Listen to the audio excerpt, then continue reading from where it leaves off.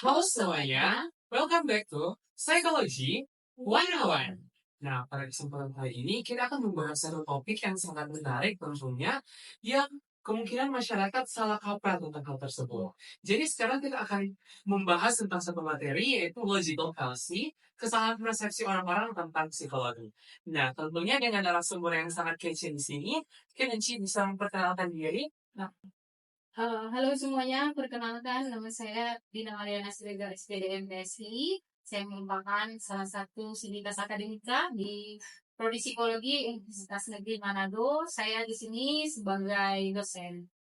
Saya berasal dari Sumatera Utara, merantau ke Sulawesi Utara. Begitu singkatnya ya. oke, Ci. Oke, itu perkenalan dari narasumber kita pada hari ini. So, without any further ado, let's get into the show.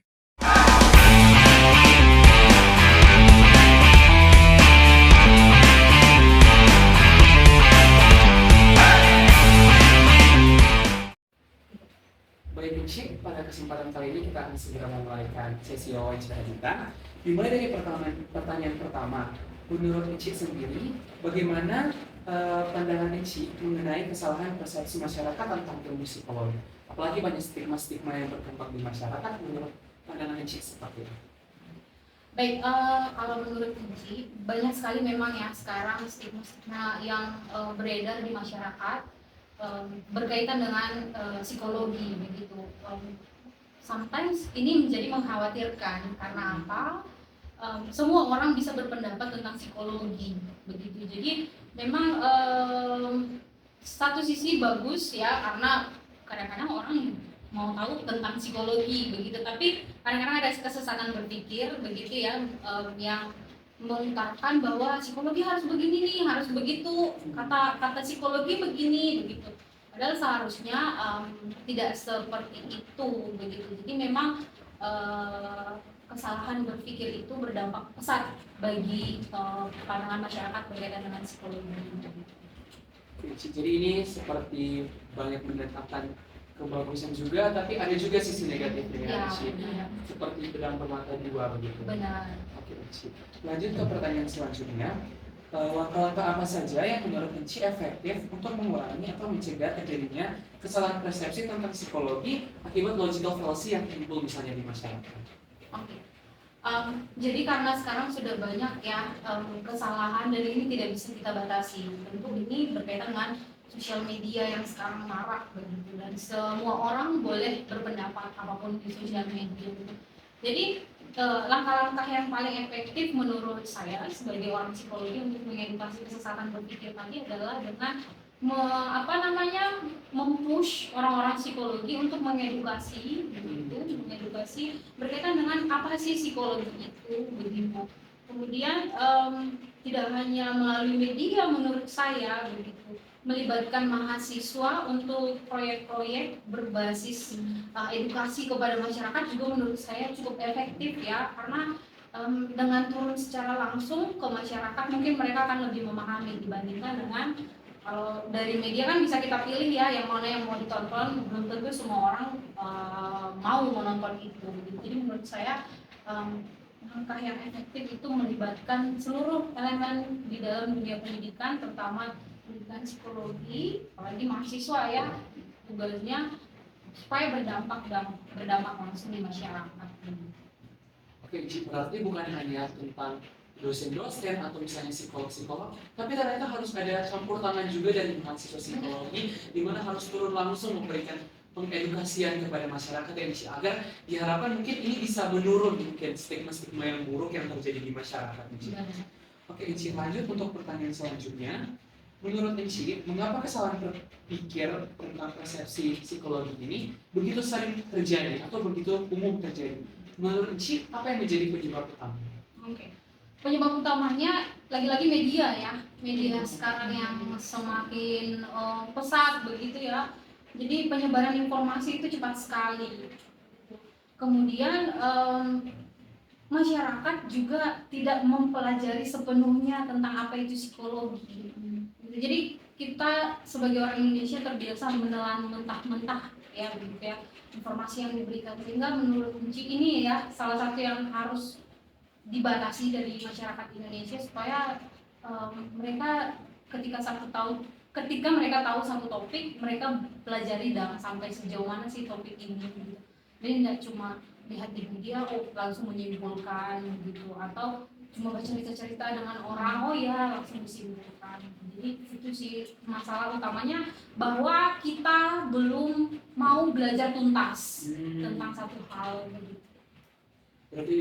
Berarti ini sehubungan juga dengan bagaimana literasi yang di Indonesia masih sangat minim. Jadi kebanyakan orang-orang hanya memakan mentah-mentah mungkin berita yang didapat tanpa mengolah kembali. Iya, benar sekali. Mungkin Michelle silakan. Ya Ci, untuk pertanyaan selanjutnya, bagaimana kita dapat meningkatkan pemahaman masyarakat tentang psikologi dan mengurangi kesalahan persepsi tersebut? Caranya adalah dengan itu tadi ya, saya bilang melibatkan seluruh elemen di dalam psikologi begitu, termasuk mahasiswa tadi turun di lapangan begitu, supaya mereka memang benar-benar memahami langsung dari sumbernya begitu. Karena kan kalau cuma lihat di media kayak enggak terlalu efektif begitu ya, belum tentu mereka mau menonton itu seperti yang saya bilang tadi. Kemudian harusnya mahasiswa banyak melakukan hal-hal seperti yang kalian lakukan sekarang begitu. Jadi kemungkinan nanti kan bisa diupload begitu ya, dan memang benar-benar menyatakan bahwa teman-teman adalah orang-orang psikologi begitu, yang mengedukasi orang-orang berkaitan dengan apa sih itu psikologi, seperti apa sih psikologi itu begitu. Karena biasanya orang berpikir psikologi kan hanya untuk orang-orang bermasalah. Iya betul. Begitu. Kalau sudah ada masalah mentalnya, pergi saja dengan psikologi. Ternyata banyak hal yang dibahas oleh psikologi begitu ya, banyak hal yang dibahas oleh psikologi, bukan hanya tentang gangguan begitu, gangguan kesehatan mental begitu. Berarti Ci, untuk cara efektifnya itu lebih kepada edukasi ya? Edukasi. Oke, untuk selanjutnya Ci, apakah psikologi itu hanya tentang membaca pikiran atau mengotak-atik orang begitu? Nah, bagaimana sih Ci dapat membongkar mitos ini? Oke, ya memang di masyarakat psikologi itu kan banyak dikaitkan dengan membaca pikiran. Jadi misalnya anak psikologi bisa baca pikiran nggak? Biasanya begitu ya. Iya, jadi sering terjadi ya. Nah, ketika orang berbicara seperti itu, harusnya di situ waktu kita untuk menjelaskan bahwa psikologi itu tidak hanya sekedar mau mengotak-atik pikiran nih, dari gestur dia udah tahu nih kita seperti apa begitu. Jadi menurutku ketika kita bertemu dengan orang begitu yang mengutarakan hal tersebut, nggak boleh langsung disampaikan bahwa psikologi bukan hanya sekedar itu. Kemudian banyak juga orang-orang mau tahu tentang psikologi karena dirinya sudah mengalami masalah mental misalnya begitu, mau masuk psikologi biar supaya bisa berobat jalan misalnya begitu ya. Nah, ini yang harus diperhatikan. Makanya saya selalu bilang kepada mahasiswa bahwa ketika masuk di psikologi, menyadari peran pentingmu di masyarakat untuk kesehatan mental, yang pertama harus sehat adalah mental. Jangan mengobati orang lain, jangan memberikan treatment kepada orang lain, jangan mengajari orang lain sementara dia masih sakit. Betul sekali. Jadi kalau mau kadang kan kita kalau misalnya jadi mahasiswa yang yang ada gangguan-gangguan begitu, kan akhirnya kita mencocok-cocokkan sesuatu nih, begitu ya kan? Cocok-cocokkan sesuatu, self diagnose gitu. Nah, mulai dulu dari dirimu lah sebelum mengedukasi orang lain. Mahasiswa atau orang-orang psikologi harus aware dulu tentang itu. Menurutku itu cara paling efektif untuk membongkar stigma tadi, untuk membongkar pandangan-pandangan terhadap psikologi yang hanya berpikir bahwa psikologi itu hanya untuk baca pikiran, hanya untuk orang-orang yang sakit secara mental. Ini berhubungan juga untuk pertanyaan selanjutnya Ci ya. Banyak orang yang mengatakan bahwa yang datang ke psikolog itu hanya untuk orang-orang yang gangguan jiwa begitu Ci. Nah, bagaimana kita dapat mengubah pandangan masyarakat mengenai hal tersebut?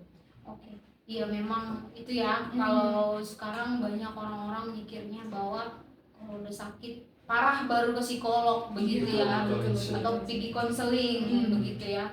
Ternyata teman-teman menurut saya itu pergi ke psikolog itu bukan hanya sebatas sakit. Iya. Kita bisa tahu potensi kita di bidang apa dengan pergi tes mungkin. Iya. Begitu. Nah, paling dekat ini yang saya alami adalah ada beberapa sekolah yang melakukan tes psikologi di tes minat dan bakat di sekolah. Nah, ini menurut saya bisa membantu begitu. Jadi sejak di sekolah anak-anak sudah tahu oh ternyata tugasnya psikolog bukan cuma untuk orang sakit begitu, bukan hanya untuk orang-orang yang gangguan mental begitu. Ternyata ketika hadir di pendidikan, ya psikolog itu hadir di pendidikan mau memberikan alat tes begitu, ternyata di situ ada fungsinya psikolog yang lain selain yang mereka pikirkan begitu. Jadi media juga ya teman-teman, media itu kenapa mahasiswa akhir-akhir ini banyak kan bikin konten, bikin video edukasi begitu ya, media karena paling cepat. Nah itu tantangannya adalah ketika media ini bersaing dengan hal-hal yang lain, hiburan yang lain begitu ya, memang ada plus minusnya ya. Tapi saya rasa kalau adik-adik mahasiswa kreatif mengemas sebuah konten begitu untuk mengedukasi orang-orang di luar sana berkaitan dengan kesesatan berpikir tadi ya, sesat berpikir berarti itu kan ya. Yes. Berarti itu sedikit banyaknya bisa membantu. Jadi memang kita harus memulai dari diri sendiri terlebih Benar. dahulu, harus aware dulu ternyata kalau untuk mengobati orang lain ya kita harus sehat terlebih dahulu. Ya, jangan sampai sakit kuadrat begitu ya, sakit mengobati yang sakit begitu. Jadi memang harus dari diri sendiri, terus memang harus ada penanaman sedari dini seperti mungkin yang dijelaskan Iya, tadi, tadi. bagaimana ke sekolah-sekolah terlebih dahulu agar stigma ini tidak berkembang lebih lanjut lagi ya Enci, karena memang harus stop di sini saja Iya. gitu. Kami ingin bertanya, apakah media massa itu sangat mempengaruhi persepsi masyarakat mengenai psikologi? Oke, baik. Kalau berbicara tentang media massa, sangat-sangat berpengaruh ya. Kita dekat sekali sekarang dengan media massa begitu. Di semua tempat kita bisa mengakses begitu. Jadi menurut saya media massa ini sangat-sangat berpengaruh.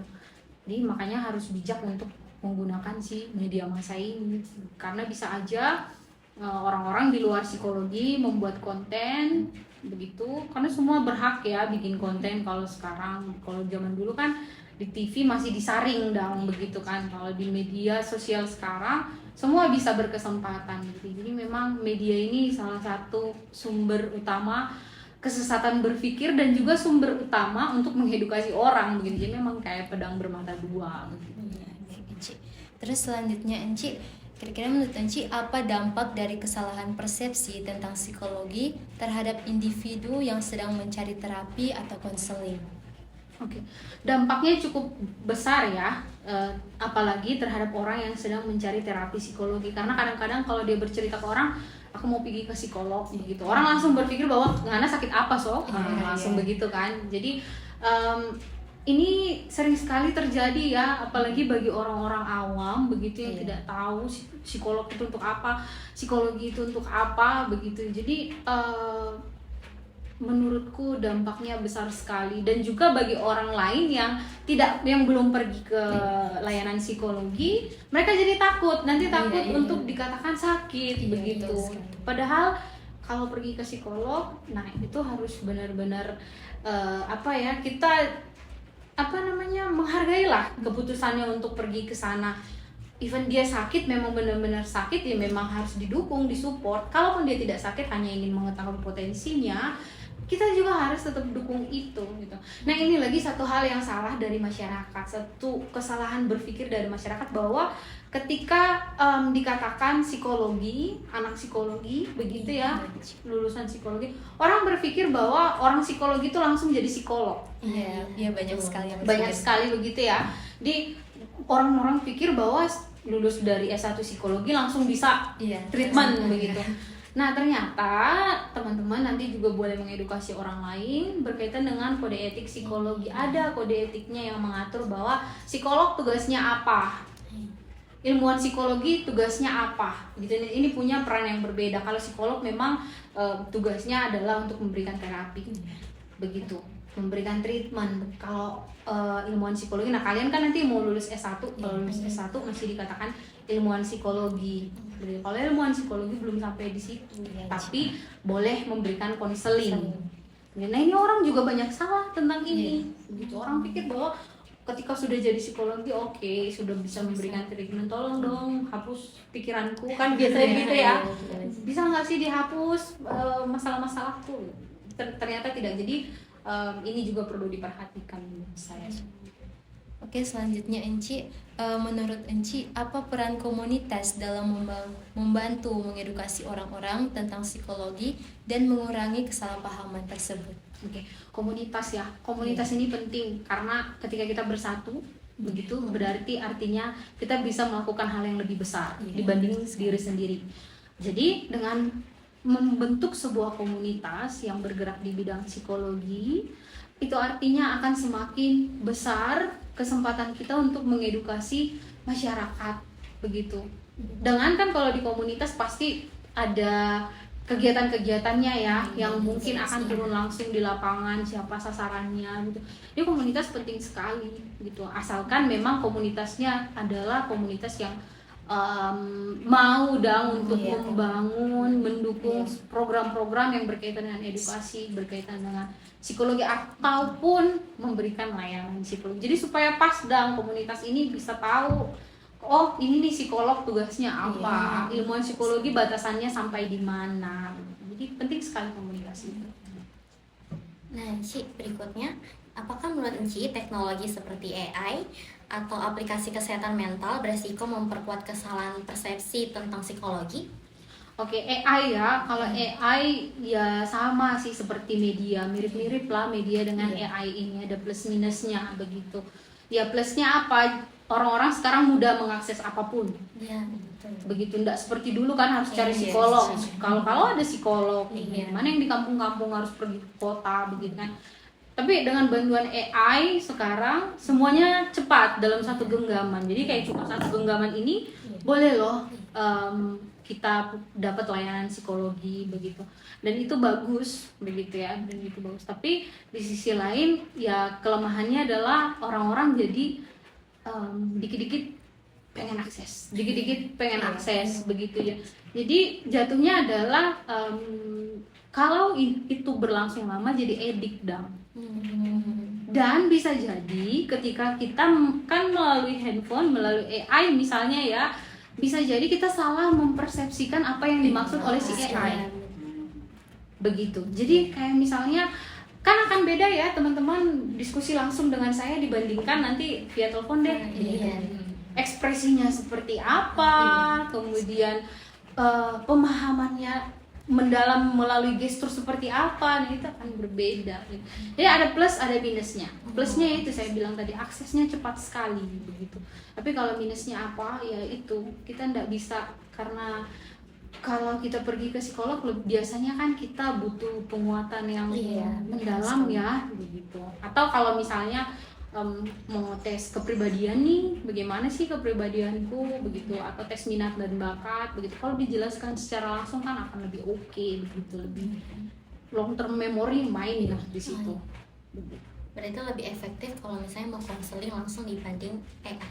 Kalau efektivitasnya saya nggak bisa bilang AI lebih bagus atau langsung begitu, karena itu kan kadang-kadang di Indonesia masih banyak daerah yang tidak punya psikolog begitu. Jadi sangat membantu kalau punya AI di daerah-daerah yang memang tidak ada psikolognya begitu. Tapi kalau dari segi pemahaman mungkin akan lebih efektif kalau secara langsung. Nah, berikutnya Enci, apakah menurut Enci peran influencer atau tokoh publik penting dalam membentuk pandangan benar atau salah tentang psikologi? Tokoh publik ya tadi ya. Iya, yang secara ya secara umum ya. Ya penting juga sih mereka dilibatkan dalam hal ini. Supaya apa? Karena public figure kan pastinya sudah punya tempat tersendiri di hati masyarakat kan. Kenapa dia sampai jadi public figure begitu.